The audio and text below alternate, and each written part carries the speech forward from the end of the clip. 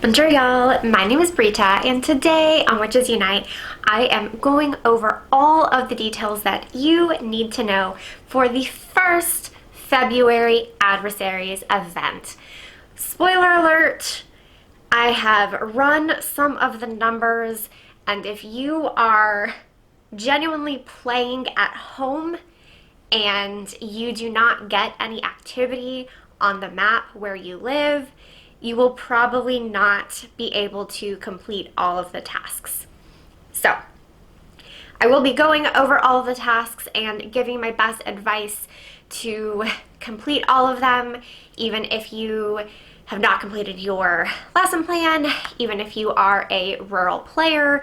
However, like I said, I ran the numbers and you will need at least a few adversaries to spawn outside of edible dark marks in order to complete all of the tasks.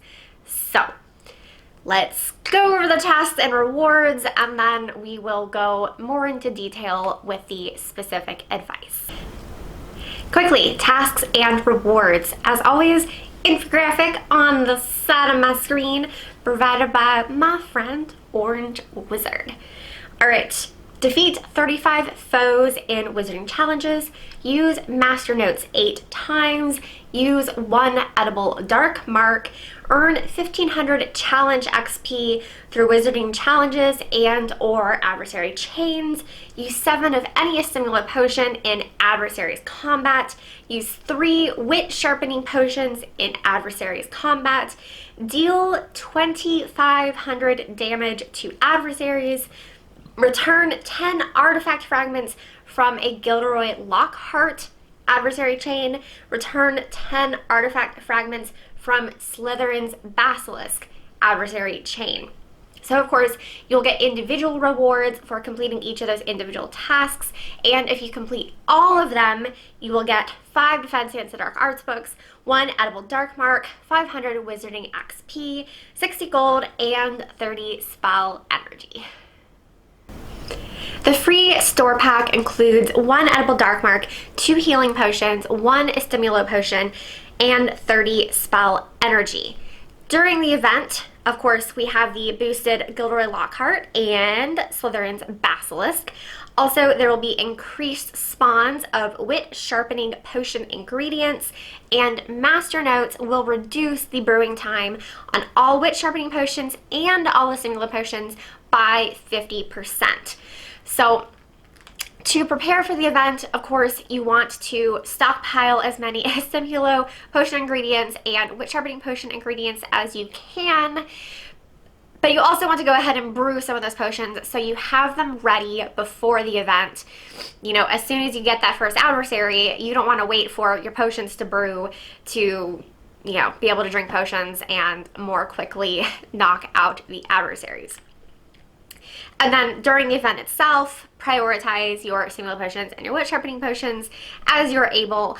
I'm like almost out of Snowdrop, so I'm not entirely sure how much I will be able to do unless I have time to go to a greenhouse and plant Snowdrop to collect, which is an idea if you're also out of Snowdrop like I am.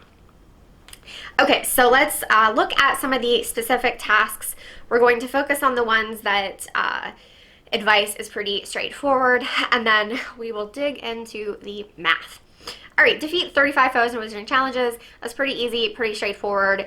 Just join up with some people on the night bus or grind yourself, go to a local fortress. Lots of different ways to defeat 35 foes. Use Master Notes 8 times. So the good thing is, if you're using Master Notes on stimulo potions or Wit Sharpening Potions, the time is reduced by 50%. So you'll actually be brewing those potions pretty quickly. So you will finish that task in a few hours without spending any gold. And the nice thing about that is you get the 1 edible dark mark, plus, of course, the one from the free store pack, giving you 2 to use during the event. And we'll get to the importance of that in a minute. Earn 1500 challenge XP through Wizarding Challenges and Adversary Chains. Again, this is pretty easy. You just do Wizarding Challenges or defeat adversaries. You know, put on a brain elixir and you'll earn that really, really fast. Using one edible dark mark is also a task, but again, you get the free one from the store pack, so not a problem. 7 stimulant potions and 3 wit sharpening potions in adversary chains. You're going to be doing those anyway. You're going to be using a lot more than 7 stimulant potions and 3 wit sharpening potions if you are trying to complete all of these tasks. And then we have the final 3 tasks that are going to be a lot more of a challenge, which is the dealing 2,500 damage to adversaries, returning 10 artifact fragments from Gilderoy Lockhart, and returning 10 artifact fragments from Slytherin's Basilisk chain. So we are going to break down those with math. Also, back to the preparation, because I forgot. Make sure that you brew a lot of healing potions, especially if you are an Auror or a Professor, because you want to balance out your healing potions with your stimulant potions and your wit sharpening potions to keep yourself alive while you're dealing damage to the adversaries. Artifact fragments from adversary chains. This is a bit of a challenge because it's not either or. It is 10 artifact fragments from Gilderoy Lockhart chains and 10 artifact fragments from Slytherin's Basilisk chain. So, when you complete each guard, you get 1 artifact fragment. And then we complete the final foe, so in this case, either Lockhart or the Basilisk, you get 2. Which means that if you're able to do the entire chain, you will get 4 for each chain. So in order to get 10 total, you need to defeat 3 chains. But again, math. So if you defeat 2 total Gilderoy Lockhart chains, then you only need to defeat the 2 guards in the 3rd chain if you don't want to defeat all of Gilderoy Lockhart, and then you'll get a total of 10 fragments. Same for Slytherin's Basilisk. If you defeat 2 total chains, then you can defeat just the guards from the 3rd chain in order to get all 10. If you are a newer player, if you have not yet completed your profession's lesson plan, then you might not want to go for the final adversary, the archfoe. So in that case, you will need to complete 5 chains of both Gilderoy Lockhart and Slytherin's Basilisk, defeating just the guards, because then you'll get the 1 artifact for each guard. Now, I did discover a player reached out to me during the last event, and they didn't get credit for getting artifacts from the guards. I talked a little about that. That's definitely a bug.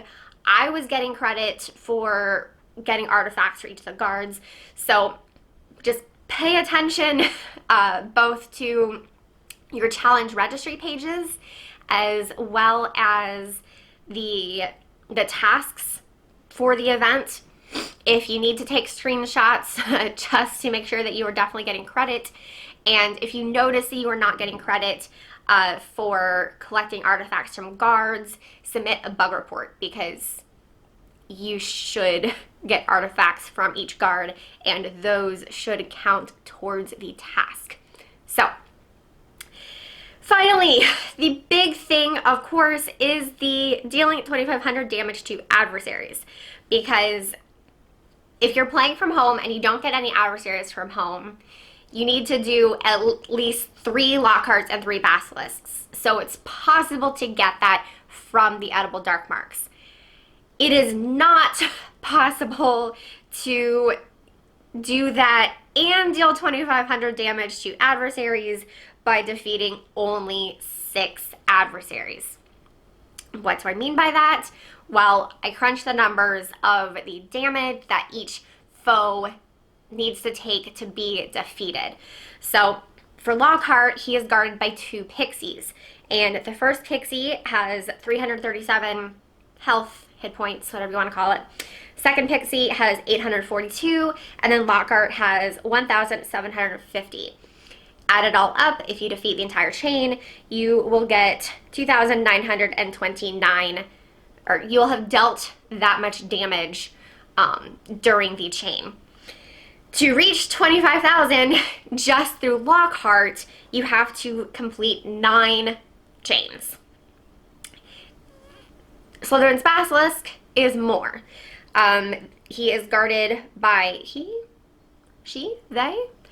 Good question. I don't know the gender of the Basilisk. Is guarded by a serpent who has 486 hit points, by the spider who has, or acromantula, 1,382 health, and then the Basilisk themselves, 2,411. So if you complete the entire chain, you will have dealt 4,279 damage. Well, to get 25,000 damage from Slytherin's Basilisk, you have to complete a total of 6 adversary chains, which will give you 25,674. So you can see the issue here, because if you're only getting 6 adversaries from the 2 free edible dark marks, the one in the store pack and the one you earn from doing master notes, it is impossible to complete all 3 of these tasks. If you happen to get 6 Slytherin's Basilisks, then you will complete the task of dealing 25,000 damage, but you won't have encountered Gilderoy Lockhart, so you won't have returned 10 artifact fragments from Gilderoy Lockhart chains.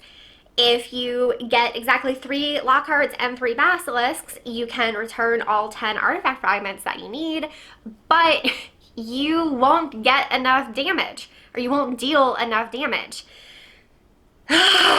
So this is just really frustrating to me, because like, the pandemic is getting worse, you guys.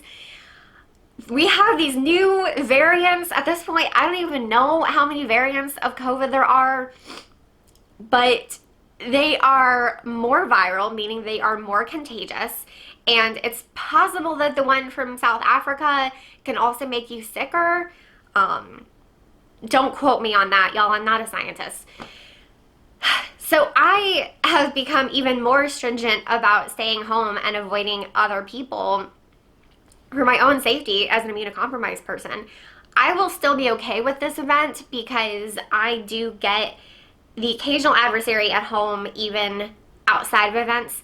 If I have my phone open all day long and I'm checking it constantly for, new traces on the map, then I get 1 adversary a day.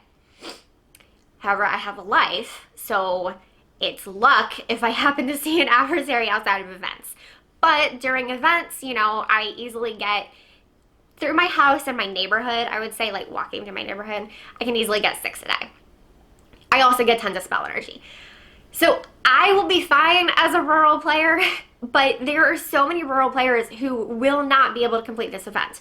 Or even not necessarily rural players, but urban players who can't leave their houses because of lockdown, or maybe they don't actually have a government lockdown, but you're like me and you are staying home for your own health and safety.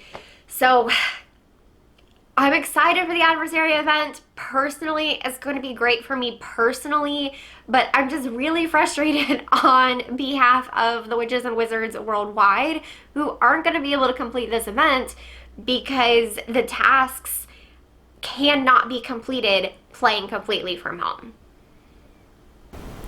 Finally, some tips for grinding this event. Obviously, this advice applies to players like me who will not have any problem getting enough adversaries, getting enough ingredients, and getting enough spell energy. So, if you're lucky and a privileged player like I am, this advice is for you. So,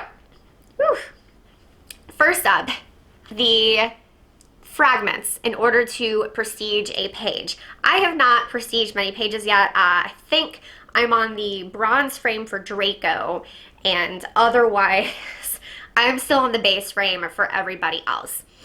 But I'm showing it Gilderoy Lockhart's registry page here, and what you can see is that Lockhart himself only requires 9 fragments to place, but the other artifacts that go along with him are anywhere from 10 to 15. So once you get enough fragments to place Lockhart, if you want to conserve some of your spell energy, some of your potions, then you can keep doing the Lockhart adversary chains, but stop after the first 2 guards, because each guard will drop an artifact fragment, and you can accumulate those for the page.